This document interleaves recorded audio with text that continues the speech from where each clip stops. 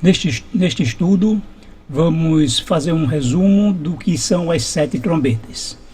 Não estou aqui descartando qualquer outra interpretação, mas vamos aplicar as 7 trombetas aos tempos atuais.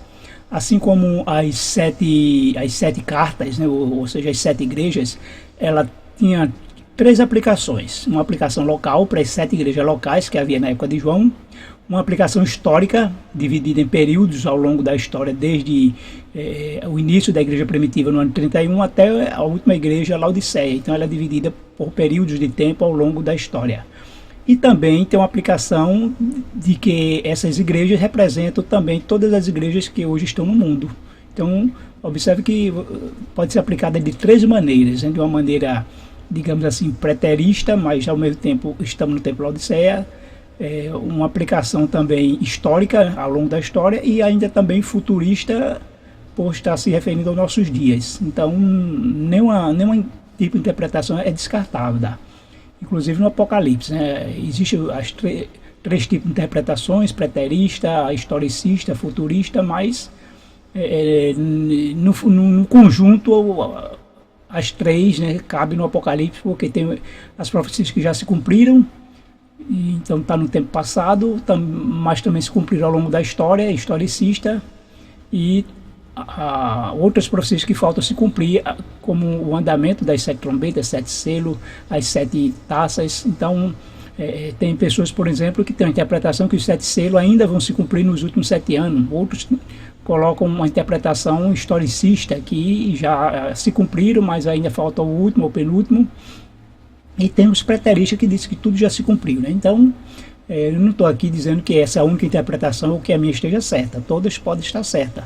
As 7 trombetas, por exemplo, a interpretação historicista diz que as 4 primeiras se referem à queda do Império Romano. Não estou dizendo que está errada, mas eu estou colocando aqui uma aplicação para os últimos dias, né? Para os nossos dias em que nós estamos vivendo, assim como foi com as 7 igrejas. Convido a todos que me acompanham e estão me ouvindo nesse momento para uma palavra de oração. Pai querido, estamos aqui aprendendo a Tua palavra e procurando entender, à luz, Senhor, da Bíblia, o que o Senhor quer nos ensinar.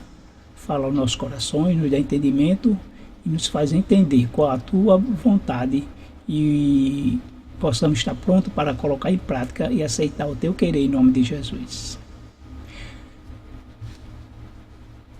Nesse estudo, eu quero entender que essas 7 trombetas, elas vão ter uma aplicação aqui literal, embora alguns podem ter uma interpretação figurada, entender que árvore é pessoas, né, assim como águas, e solo, estrelas, ser reino, nações ou governos, pode também ter. Não, então, como eu disse, não estou dizendo que essa aqui é a certa, que essa aqui que é correta, de maneira nenhuma, mas quando comparamos as 7 taças e que entendemos que serão literais, então as 7 trombetas também tem um sentido literal aí, porque enquanto as taças ela sempre atinge tudo e todos, né, as trombetas normalmente é um terço, né, só uma parte.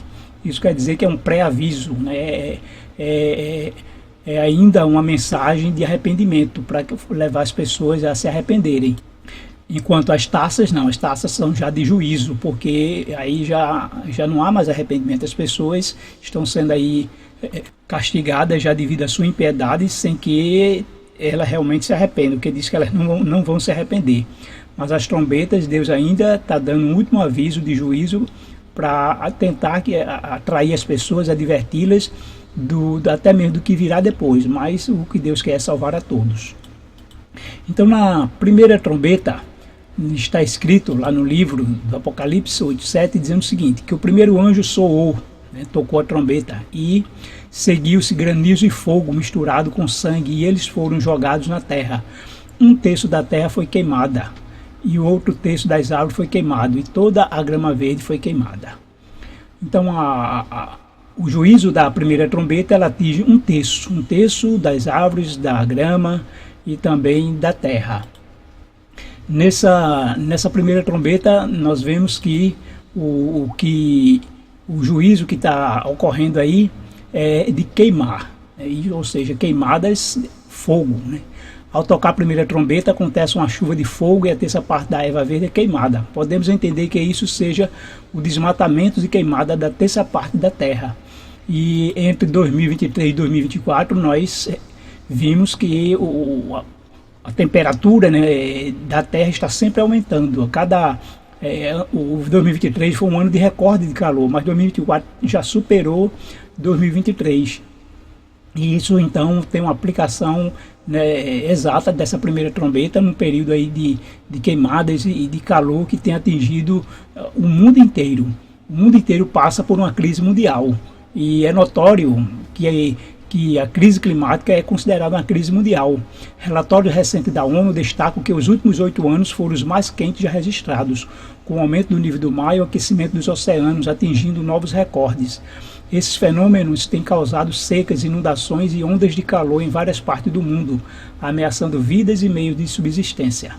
Além disso, um relatório do Programa das Nações Unidas para o Meio Ambiente, o PNUMA, aponta que mudanças globais críticas, como a degradação ambiental e o avanço da tecnologia, estão acelerando a crise climática, a perda da biodiversidade e poluição. Embora a crise climática ela tenha umas causas naturais, mas diante das trombetas nós vimos que sempre vem algo que cai, né? Que cai do céu, vem de cima, seja uma estrela, seja algo que está ocasionando, e isso mostra o juízo de Deus, né? Que usa os fatores naturais, mas ele também mostra a ação de Deus aí para resgatar o ser humano. Então foi um ano de calor, um ano de queimadas, um ano de incêndios, e um exemplo disso nós vimos, né, já agora há pouco, o incêndio de Los Angeles, como aí um juízo de Deus contra a humanidade, né, contra toda a impiedade de uma nação que nasceu cristã, mas nela já, como posso dizer, já há uma cidade sem Deus, né, esqueceram, abandonaram a Deus, não porque desconheça, mas porque rejeitaram a Deus. Então o juízo vem para a advertência, para que assim Deus possa salvar a muitos. Na segunda trombeta, também nós vimos agora uma outra cena. O que ocorre na segunda trombeta? Essa segunda trombeta, ela trata do aquecimento dos mares. Vamos ver o texto. O segundo anjo tocou a trombeta e como uma grande montanha ardendo em chamas foi atirada ao mar, cuja terça parte se tornou em sangue, e morreu a terça parte da criação que tinha vida existente no mar, e foi destruída a terça parte das embarcações. Vale notar que o segundo anjo, ao tocar a trombeta, cai do céu, né, uma montanha ardendo em chamas, e então atinge o mar e mata um terço da vida no mar e também das embarcações. A segunda trombeta então trata aí de um aquecimento dos mares, e como aqui na ordem, né, em 2025 vai ser o ano desse aquecimento dos mares, e segundo aqui a escala desse juízo. Então, de acordo com o estudo da Universidade de Adelaide e do Instituto Globe da Universidade de Copenhague, o aquecimento global ameaça a vida marinha em mais de 70% das áreas mais ricas em biodiversidade do planeta. O aquecimento dos mares pode causar uma série de impactos na vida marinha, como redução de oxigênio, deslocamento de espécies e extinção em massa. E então o aquecimento dos mares ele vai provocar enchentes, porque com a alta temperatura do mar aumenta a evaporação. Então com o aumento da evaporação vai ser muita chuva, né? E exatamente enquanto uns lugares pode estar seco, mas outros lugares vão se acabar, como diz, da água, literalmente muita enchente, porque as chuvas sempre vai vir uma quantidade maior do que vinha antes, por causa desse aquecimento dos mares. E também com o aquecimento dos mares há o derretimento das geleiras, e com o derretimento das geleiras então há um aumento do nível do mar. O aquecimento das águas do oceano leva à expansão térmica da água, contribuindo para o aumento do nível do mar. Isso ameaça as comunidades costeiras, aumentando o risco de inundações e erosão, e também tempestades mais violentas e frequentes com o aumento da temperatura do mar. E o aumento também de eventos climáticos extremos, alteração nas correntes marinhas e derretimento de calotas polares. Com isso, várias cidades já estão entre algumas que serão extintas da face da Terra. E aqui no Brasil, dizem que Rio de Janeiro e Recife são duas candidatas a ficarem submersas com o aumento do nível do mar, além de outras cidades ao redor do mundo. Então aí já está um terceiro juízo de Deus, e que isso pode ocorrer ao longo do ano 2025, que nós vamos ainda entrar no ano 5.995, né, a partir da primavera agora desse ano, ou seja, para nós aqui do Brasil é outono, né, mas no hemisfério norte é a primavera. A terceira trombeta, quando o anjo toca a terceira trombeta, então o que ocorre? Diz o texto: o terceiro anjo tocou a sua trombeta e caiu do céu uma grande estrela, queimando como tocha, sobre um terço dos rios e das fontes de águas. O nome da estrela é Absinto. Tornou-se amargo um terço das águas.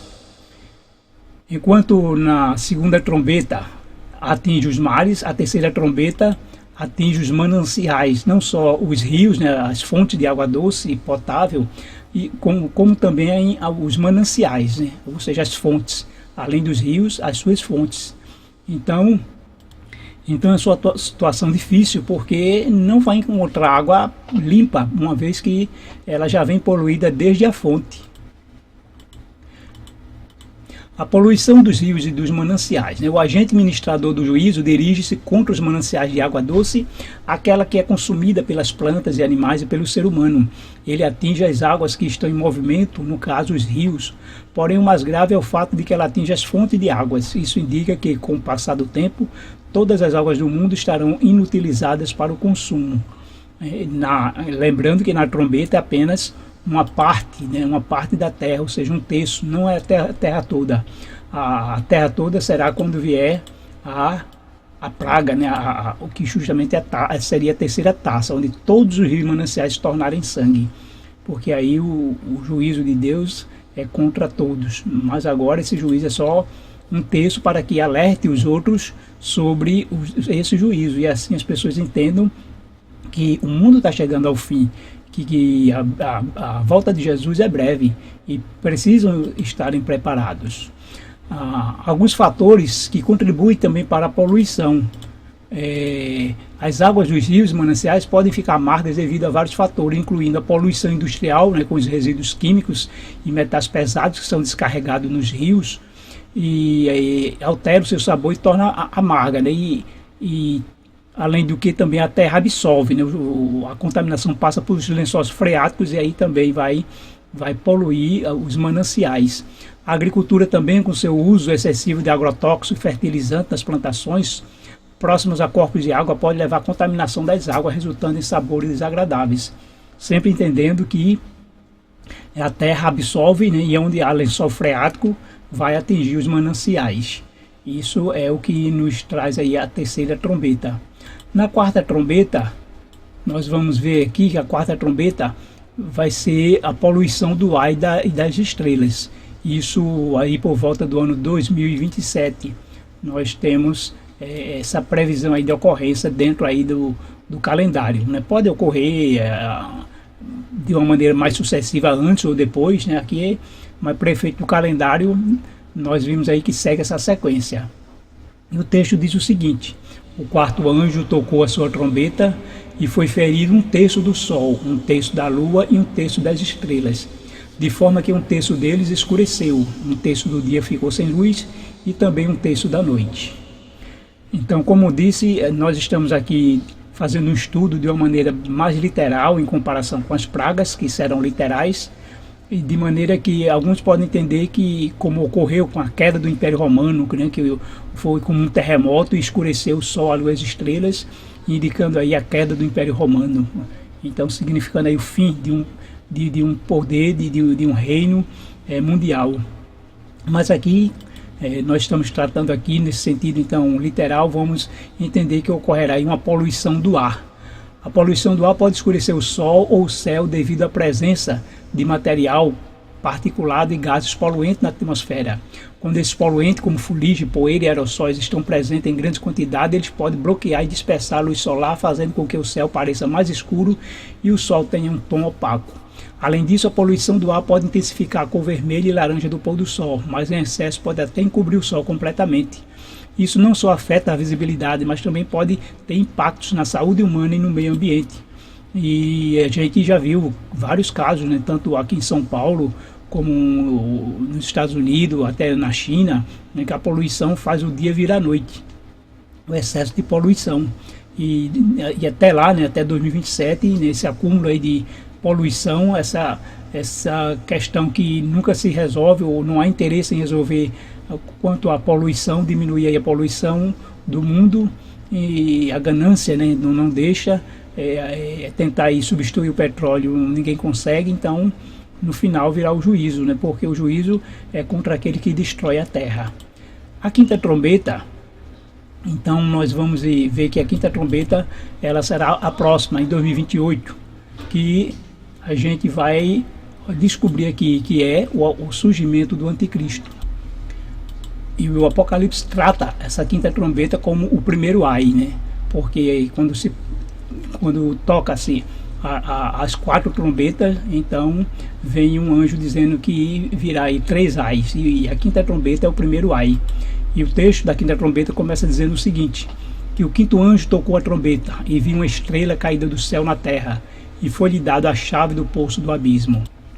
Como falei antes, né, essa interpretação da quinta trombeta, na interpretação historicista, ele afirma que isso foi cumprido com o surgimento do Islã, com o aparecimento de Maomé, onde compara também aí os seus soldados, exército, a gafanhotos. Mas na aplicação, né, escatológica aqui dos últimos dias, nós podemos entender como sendo o surgimento do anticristo nessa quinta trombeta.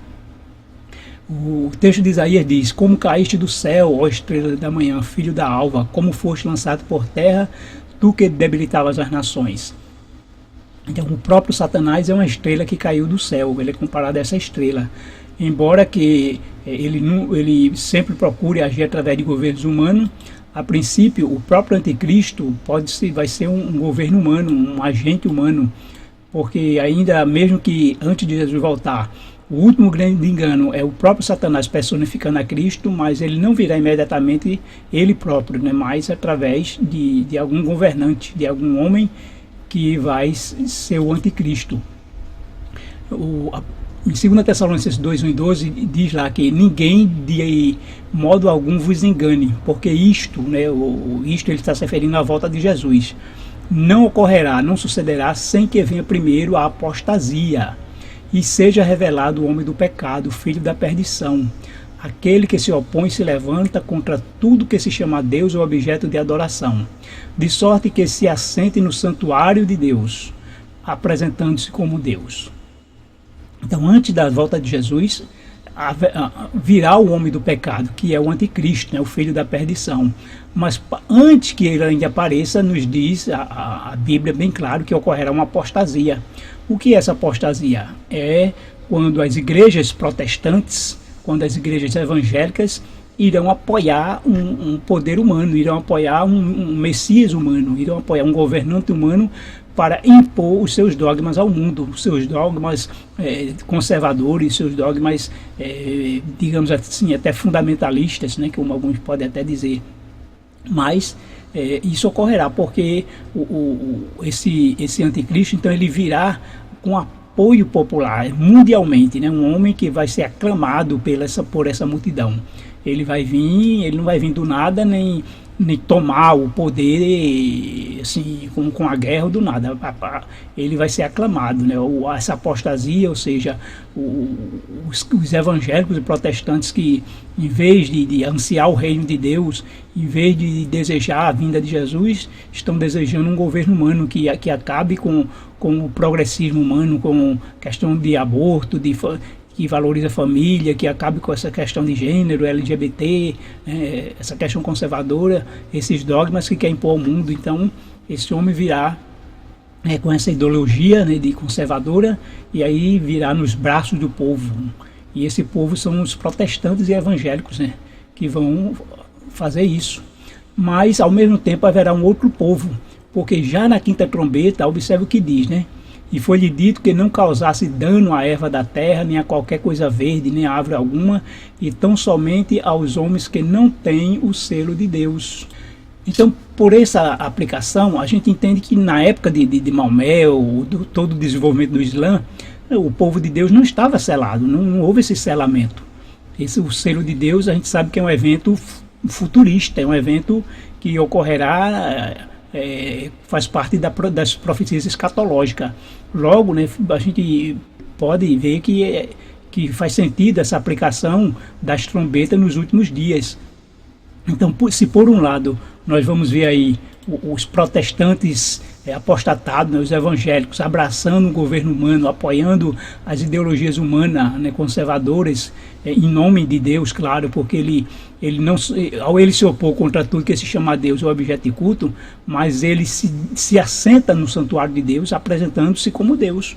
Então, para o povo, vai aclamar não só como enviado de Deus, mas muitos diz que a terra inteira adorará a besta, né? A terra inteira adorará o anticristo. Ele vai vir como um salvador e as pessoas vão aceitar. Mas por outro lado, terá um povo fiel, um povo selado com o selo de Deus, que não vai estar apoiando. E claro, esse povo é minoria, então ele vai estar sob perseguição. Esse povo vai ser tratado com intolerância e perseguição.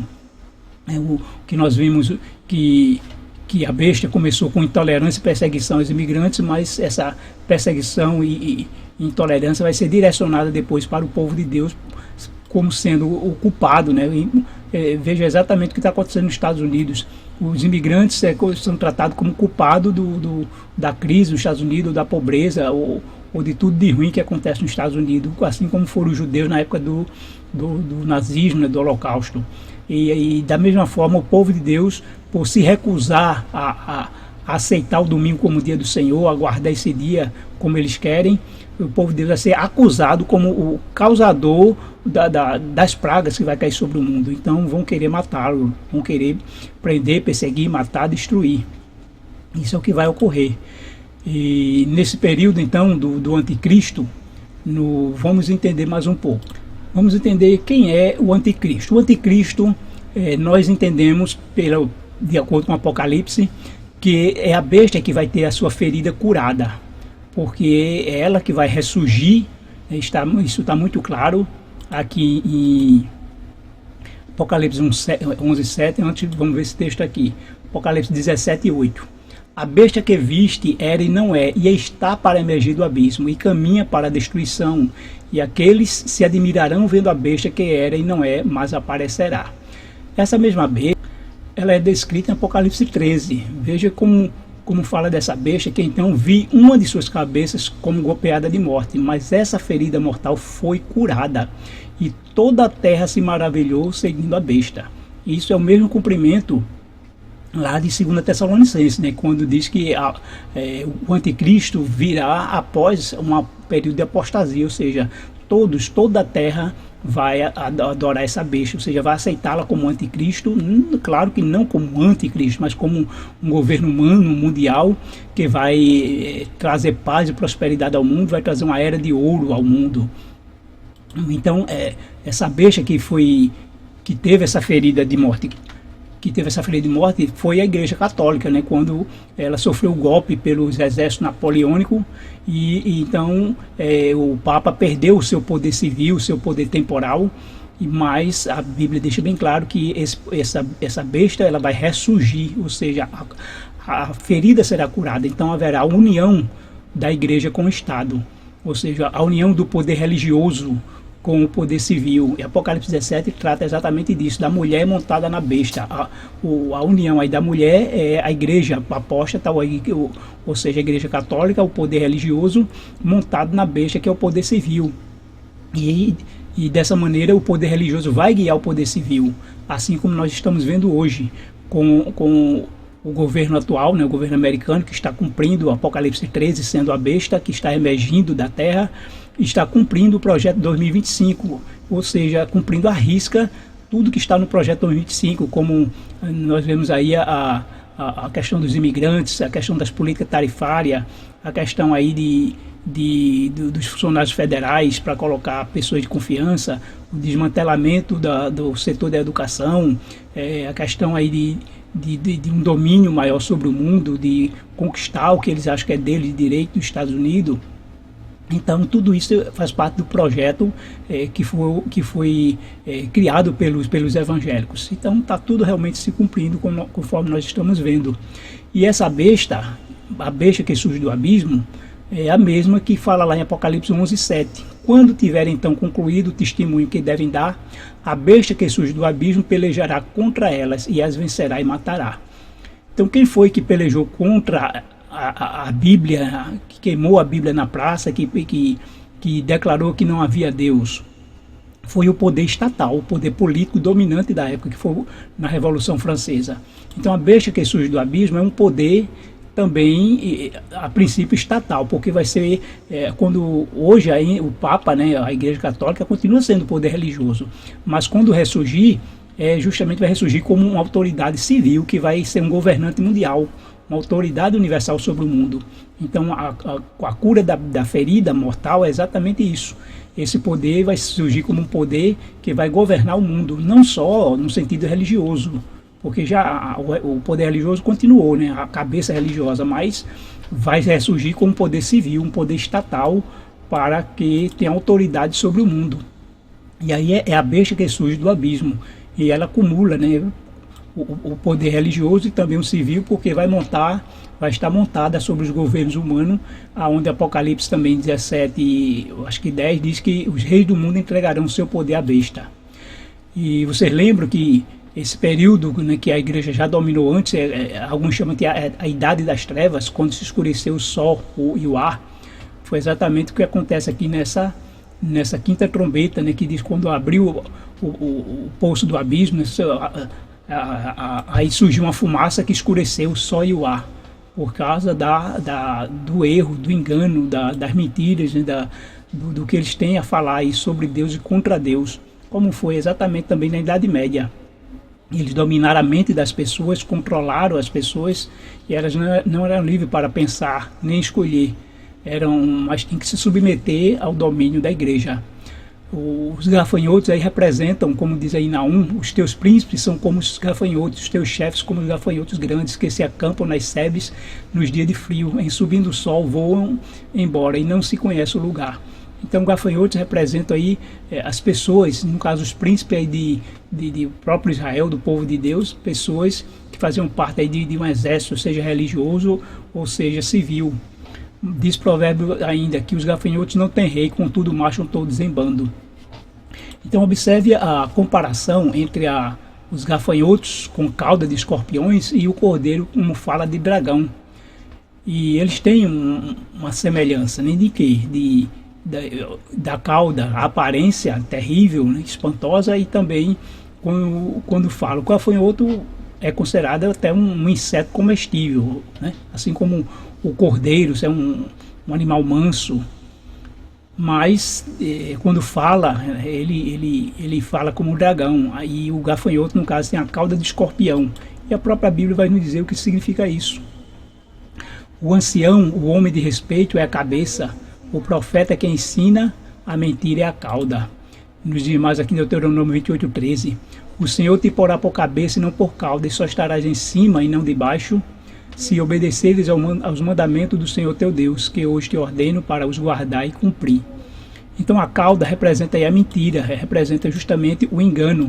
E essa cauda do gafanhoto porque aqui trata-se de uma questão aí ideológica, é uma batalha, justamente na época do anticristo, é uma batalha ideológica. Quem vai estar do lado de Deus, quem não vai estar, envolvendo a questão do dia do Senhor, do sábado ou do domingo, vai ser uma questão ideológica muito forte, porque aí vai entrar em jogo a salvação. Por isso que, como cauda de escorpião, vai causar dor, vai causar sofrimento para aqueles que depois permanecerem nesse engano. Então é uma batalha pela mente, é uma batalha ideológica, ou seja, de ideias, é uma batalha entre o bem e o mal. E isso é exatamente nesse período do anticristo, porque ele vai se firmar como se fosse Deus, né, o enviado de Deus, e então enganando as pessoas, e é algo sério, porque durante esse período, observe que também opera grandes sinais, de maneira que até fogo do céu faz descer a terra diante dos homens. Então é um período muito grande de engano. E vejo que ainda diz mais, que seduz os que habitam sobre a terra por causa dos sinais que ele foi dado a executar diante da besta, dizendo aos que habitam sobre a terra que façam uma imagem à besta, aquela que a ferida, a espada sobreviveu, né? Ou seja, fazer uma imagem à besta é prestar adoração ao anticristo. E isso através de sinais, de maravilhas, de milagre, de progresso, de era de ouro, de conquistas, né? Vai obter sucesso aí nas crises, o país vai prosperar, a nação vai sair da situação ruim. E isso vai servir de motivo para que entendam que é Deus que está abençoando, e aqueles que se opõem vai ser tratado como inimigo. Porque diz que aquele que se recusar adorar a imagem da besta faz com que morram, né?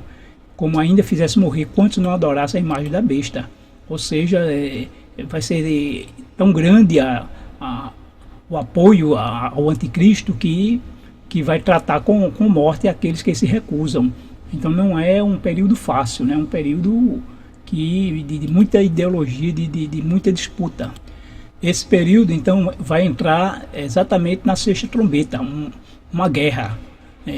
Essa guerra pode não ser exatamente uma guerra de uma terceira guerra mundial, mas o tratamento de como pode ser essa guerra também envolvendo guerra ideológica, mas não descarta que haja essa guerra, porque os exércitos vão estar na rua para prender, para pegar aqueles que se recusam a obedecer a Deus, ou aliás, ao anticristo, né, a besta. E essa sexta trombeta, então, é dita no Apocalipse como o segundo ai dessa trombeta. E o texto diz o seguinte: então, pela tabela do calendário, essa guerra será por volta aí do ano 2029.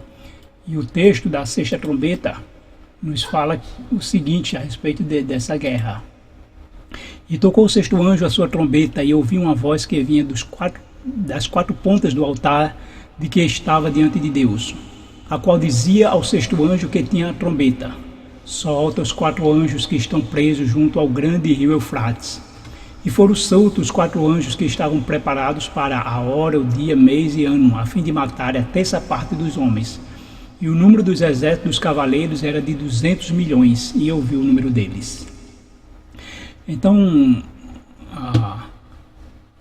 ao ser solto esses quatro anjos podem representar crises políticas, econômicas, sociais, naturais, ou seja, vai desencadear uma terrível crise sobre o mundo, e tem data, né, tem hora marcada. Esse período pode ter tido, como de uma aplicação histórica, dia, hora, mês e ano, mas aqui também pode estar falando de algo que se refere ao dia da expiação, da purificação, porque diz que o anjo, a voz saía do altar que tinha quatro pontas que estava diante de Deus. Esse altar é o altar de ouro, é o altar de incenso, e nos diz aí que no dia da expiação, depois, o texto aí de Levítico, quando diz sobre o sacerdote, depois ele irá ao altar que está perante o Senhor, e pelo altar fará propiciação, pegará um pouco do sangue do novilho e do sangue do bode e o porá em todas as pontas do altar.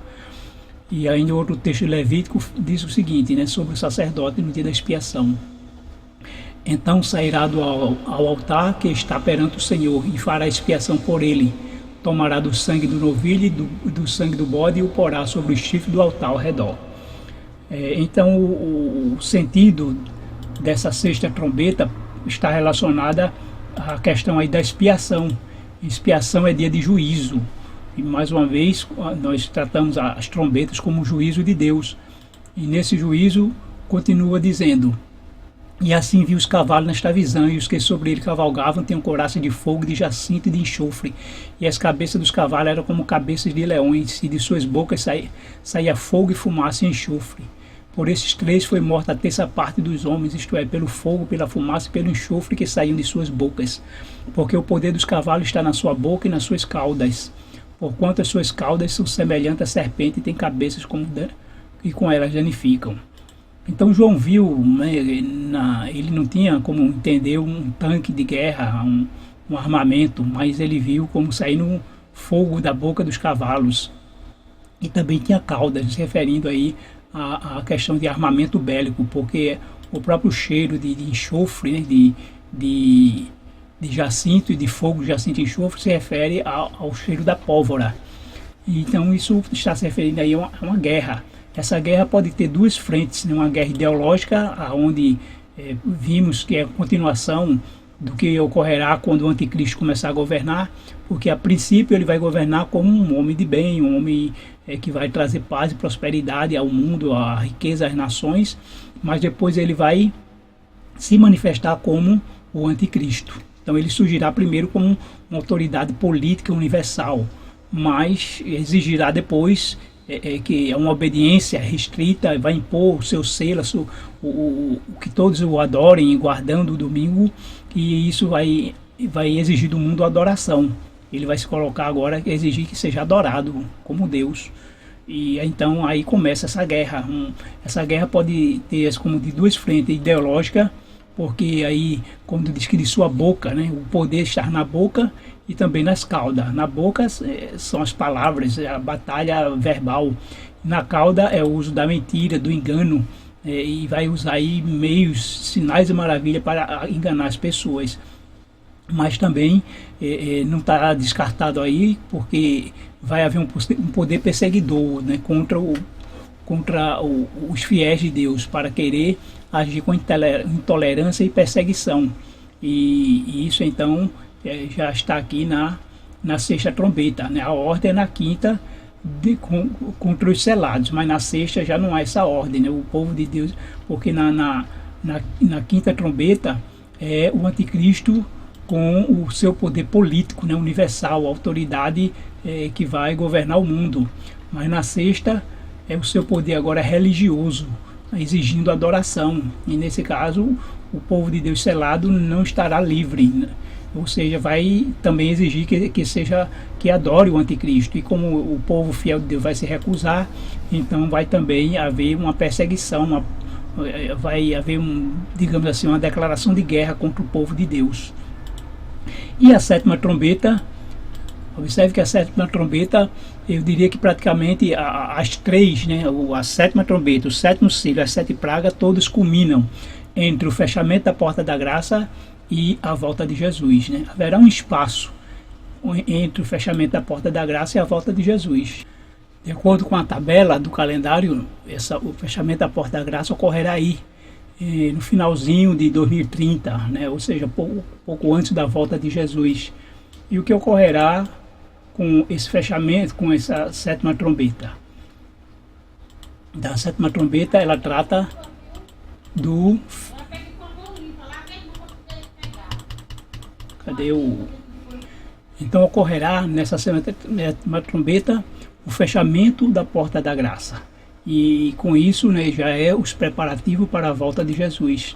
Nos diz o texto que o sétimo anjo tocou a sua trombeta e houve no céu grandes vozes que diziam: os reinos do mundo vieram a ser de nosso Senhor e do seu Cristo, e ele reinará para todo sempre. E os 24 anciãos que estão assentados em seus tronos diante de Deus prostraram-se sobre seus rostos e adoraram a Deus, dizendo: graças te damos, Senhor, Deus Todo-Poderoso, que és e que eres e que hás de vir, e que tomaste o teu grande poder e reinaste. Iraram-se as nações e veio a tua ira e o tempo dos mortos, para que sejam julgados, e o tempo de dares o galardão aos profetas, teus servos, e aos santos e aos que temem o teu nome, e pequenos e a grandes, e o tempo de destruir os que destroem a terra.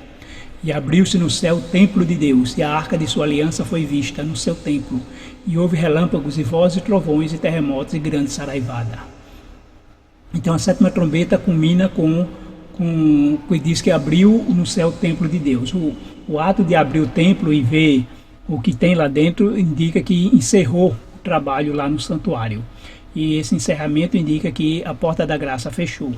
Mas esse fechamento da porta da graça tem dois acontecimentos aqui na Terra. O primeiro é que nos diz aí Apocalipse 10:7, que nos dias da voz do sétimo anjo, quando ele estiver para tocar a trombeta, cumprir-se-á então o mistério de Deus, segundo ele anunciou aos seus servos, os profetas. Ou seja, né, quando a sétima trombeta tocar, o mistério de Deus então já terá se cumprido. E o que é esse mistério de Deus? Conforme o texto bíblico, o mistério de Deus é, como diz aqui em Efésios 3:3-6, isto é, o mistério que me foi dado a conhecer por revelação, como já antes lhe escrevi brevemente. Ao lerem isto, vocês poderão entender a minha compreensão do mistério de Cristo. Esse mistério não foi dado a conhecer aos homens, noutras gerações, mas agora foi revelado pelo Espírito aos santos apóstolos e profetas de Deus, a saber que, mediante o Evangelho aos gentios, são co-herdeiros com Israel, membros do mesmo corpo e co-participantes da promessa. Ou seja, o mistério é o Evangelho, que uniu os judeus e os gentios, que uniu todos os povos. Colossenses 1:26-27 ainda diz que o mistério que esteve oculto durante épocas e gerações, mas que agora foi manifestado a seus santos, a ele quis dizer, dar a conhecer entre os gentios a gloriosa riqueza desse mistério, que é Cristo em vocês, a esperança da glória. E Colossenses 2:2, Paulo continua: esforço-me para que aqueles que sejam fortalecidos em seus corações estejam unidos em amor e alcancem toda a riqueza do pleno entendimento, a fim de conhecerem plenamente o mistério de Deus, a saber, Cristo. Então, esse mistério é o mistério do Evangelho. Efésios 6:19 agora deixa bem claro, né, que orem também por mim, para que quando eu falar seja me dada a mensagem, a fim de que destemidamente torne conhecido o mistério do Evangelho. Então, esse é o mistério que será então concluído, que é a pregação do Evangelho de todo mundo. Com a pregação do Evangelho de todo mundo, então virá o fim. Então se fecha a porta da graça e aí deixa ele então de ser pregado. Então a porta da graça se fecha no céu e aqui na terra termina a pregação do Evangelho. Mas como saberemos que se encerrou lá no céu a porta da graça? Então Ellen White, o Espírito de Profecia, no livro Grande Conflito, página 614, deixa aqui um texto muito claro. Deixando ele o santuário, as trevas cobrem os habitantes da terra. Então observe como ela deixa aqui, de uma maneira, digamos assim, claríssima, né? Que quando Jesus deixar o santuário no céu, deixa eu só dar aqui um destaque. Quando Jesus deixar o santuário no céu, ou seja, encerrar a sua obra intercessória no céu, o santuário é aberto, e aí mostrando que acabou, né? Terminou a intercessão, as trevas cobrem os habitantes da terra, ou seja, haverá aqui na terra uma grande escuridão, tal como houve no Egito a nona praga, porque a nona praga foi uma grande escuridão antes da décima. A décima já foi uma praga sem misericórdia, né? A décima praga já não tinha mais arrependimento, já foi o juízo final de Deus. E a nona praga justamente demonstrou isso, né? A separação entre as oportunidades que Deus deu antes, e a nona praga indicou que fechou a porta da graça para os egípcios, para Faraó. Assim também será no final do mundo. Os ímpios não vão entender essa grande escuridão, uma escuridão de uma maneira inexplicável, porque não haverá um eclipse, mas vai ser uma escuridão que vai se abater sobre o mundo inteiro, como houve quando Jesus morreu também. Foi uma escuridão no mundo inteiro, né? E não só local. Então, uma escuridão inexplicável. Assim, nesse tempo terrível, os justos devem viver à vista de um Deus santo sem intercessor. Removeu-se a restrição que estivera sobre os ímpios, e Satanás tem domínio completo sobre os que finalmente se encontram impenitentes. Terminou a longanimidade de Deus. O mundo rejeitou a sua misericórdia, desprezou-lhe o amor, pisando sua lei. Os ímpios passaram os limites de seu tempo de graça. O Espírito de Deus, persistentemente resistido, foi por fim retirado. Desabrigados da graça divina, não têm proteção contra o maligno. Satanás mergulhará então os habitantes da terra em uma grande angústia final. Ao cessar os anjos de Deus de conter os ventos impetuosos das paixões humanas, ficarão às soltas todos os elementos de contenda. O mundo inteiro se envolverá em ruína mais terrível do que os que sobreveio a Jerusalém na antiguidade, porque estará completamente sob o domínio de Satanás, sem nenhuma restrição da parte de Deus. Então, entender que nesse período que nós estamos, entre 2024 e 2030, né, 7 anos, de ponta a ponta dá 7 anos, como diz na contagem inclusiva, esse é o período em que vai ocorrer, esperamos ocorrer, né, claro, né? E de acordo com ocorrer, nós vamos entender que estamos no fim. que vai ocorrer aí a apostasia, vai surgir e com a apostasia vai surgir o anticristo, mas antes disso teremos aí a sacudidura, ou seja, a separação do joio e do trigo. Então com isso Deus vai estar selando o seu povo, na medida que está selando vai derramar chuva seroide, ou seja, o último Pentecoste, para que assim haja o alto clamor, que é a última mensagem que vai dar ao mundo, alertando, né, contra a Babilônia, a mensagem de que devemos adorar a Deus e temer e honrar e dar-lhe glória, obedecendo, guardando seus mandamentos, inclusive o sábado, que vai ser um ponto aí principal de contenda aí nos últimos dias. E ainda diz que essa mensagem também faz parte da Babilônia, de que caiu a Babilônia, ou seja, esse governo humano, esse governo do anticristo, ele é um governo já derrotado, ele não é de Deus e que não deve ser adorado. Mas infelizmente a apostasia faz com que ele seja adorado, né? Os evangélicos, os protestantes apostatados vão adorar um governo humano e não a Deus. E aí vem a terceira mensagem, que todos que adorarem a besta, a sua imagem e receber a sua marca, ou seja, todos que ficarem do lado do anticristo de Babilônia, esses beberão do furor do cálice da ira de Deus. É a terceira mensagem. E precisa ser também proclamada. Esse vai ser esse período entre agora, enquanto a Porta da Graça está aberta, até praticamente quase o final de 2030. E quando a Porta da Graça então se fechar, nós aí botamos uma data, né, pode ser em setembro, outubro, que é o outono no hemisfério norte de 2030, e até o final do sexto milênio, que ocorre aí entre 30 de março, né, ou de acordo com a morte de Cristo, então vai para aí 10, se é 30 de março, vai para 14, 15 de abril. Então ocorre aí nesse período entre março, final de março e os primeiros dias de abril, ocorre aí o final do sexto milênio. Isso é uma data, assim, digamos assim, para apenas se basear. Não estou dizendo que pode ocorrer, vai ocorrer ou pode ocorrer, mas é o calendário que nós estamos estudando de acordo com a cronologia bíblica, ao entender que o sexto milênio vai terminar na primavera do ano 2031. Então, após a Porta da Graça fechar, o mundo estará sob o domínio dos ímpios. O povo de Deus não vai estar no céu, não vai ser arrebatado, como crê, né, os dispensacionalistas, vai estar na terra. Mas em duas situações, porque eles vão ter que quando pregar o evangelho, então pregou, a Porta da Graça fechou, quem está salvo, quem está perdido está perdido. Então o povo de Deus vai fugir das cidades, ou seja, vai morar nos campos ou em lugares isolados.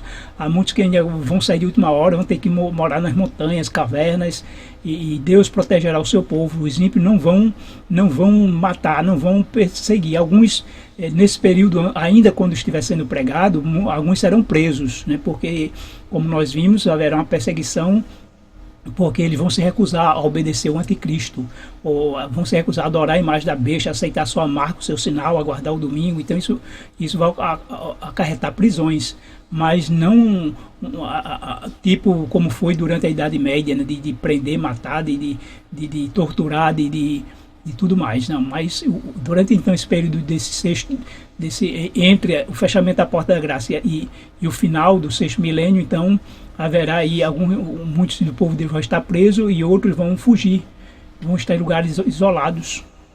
E nesse período, então, eles vão fazer o decreto de morte contra o povo de Deus, para poder decretar a morte de todos esses que eles vão considerar aí rebeldes, desobedientes, que não querem obedecer ao grande governo mundial.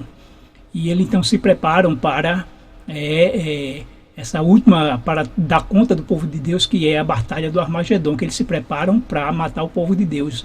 E quando eles vão executar o decreto, então ocorre a libertação, a sétima última praga, quando vai cair pedras, né, possivelmente de granizo de um talento, que é 35 quilos ou 40 quilos, vai cair sobre os homens. Deus vai intervir e não vai deixar que os ímpios exterminem o povo de Deus aqui da terra. A intervenção divina virá com um grande terremoto, com chuvas de pedra, e em seguida vai vir a volta de Jesus. Esse então é o resumo aqui das 7 trombetas no sentido escatológico para os últimos dias, que pode ocorrer, e nós já vimos, né, de certa forma, que o ano 2024 foi no sentido de realmente de desmatamento, queimada, de incêndio, de fogo, foi um juízo de fogo. E 2025, se justamente estiver correto, vai ocorrer aí o aquecimento dos mares com inundações, muita chuva, enchentes, e esse aquecimento dos mares com derretimento da geleira vai submergir cidades inteiras e além do que também vai afetar aí a vida marinha. Em seguida, virá uma poluição também, vai atingir os rios e os mananciais de água. Um terço da humanidade vai sofrer aí com a questão da água poluída. E em 2027, então, teremos também a poluição do ar, a poluição onde o mundo, um terço do mundo vai ficar sob poluição, não só a escuridão em si, mas também problemas respiratórios, doenças causar sobre um terço da humanidade. E então, como vai surgir o anticristo, né, como aquele que vai resolver o problema do mundo, vai trazer um mundo para uma era de paz, de prosperidade, uma era de ouro, vai restaurar o mundo a digamos assim, uma situação messiânica. Então ele vai ser elevado a uma autoridade mundial, né, um governo universal para governar o mundo, já que o mundo inteiro estará sobre esse juízo e eles entendem que há necessidade de uma autoridade única sobre o mundo. Porque os países, cada um isolado, não consegue resolver esses problemas que afetam o mundo inteiro. E ele vai surgir então como um governo mundial, mas depois ele vai também exigir adoração e vai se revelar como um verdadeiro anticristo, querendo ser adorado como Deus, impondo aí que o mundo inteiro o adore, impondo uma marca, um sinal para que as pessoas aceitem que é o dia de guarda como uma solução para resolver o problema do mundo. Então isso é um período aí de pregação do evangelho, de mensagem, mas também de batalha, de luta, de guerra, de prisão, e de batalha ideológica e para mostrar realmente entre o bem e o mal, de quem está certo e quem está errado. E depois então o mundo inteiro será evangelizado, fecha-se a porta da graça e começa então agora os últimos dias para que esse fim de todo esse mundo de dor, de injustiça e de pecado, e então venha o fim. É o que nós esperamos, né? Como diz, vamos aguardar, mas temos que estar pronto para entender quando acontecer, porque muitos não vão querer aceitar, não vão entender esses sinais, porque envolve pessoas, envolve os políticos, envolve ideologias, envolve partido, e tem pessoas que não querem abrir mão de seus conceitos, suas ideias, e preferem continuar justamente apoiando o governo humano e não aceitando a Bíblia. Isso é apostasia, e já está tudo escrito. Então já está tudo dito na Bíblia do que vai acontecer, mas resta você escolher de que lado vai ficar, né? Dos apóstatas que apoiaram o anticristo, o governo humano, o Messias humano, ou então do lado de Deus e receber aí o selo de Deus e se preparar para o último, para o grande encontro com o nosso Senhor nas nuvens do céu. Que Deus abençoe a todos.